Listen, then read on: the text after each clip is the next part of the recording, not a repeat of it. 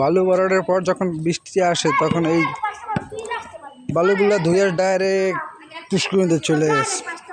দেখুন কি অবস্থা হয়ে গেছে।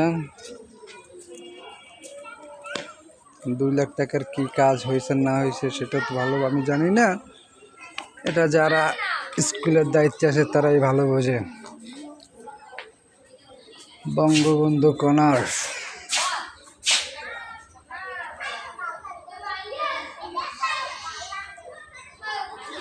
ভিতরে কি আছে দেখি তো।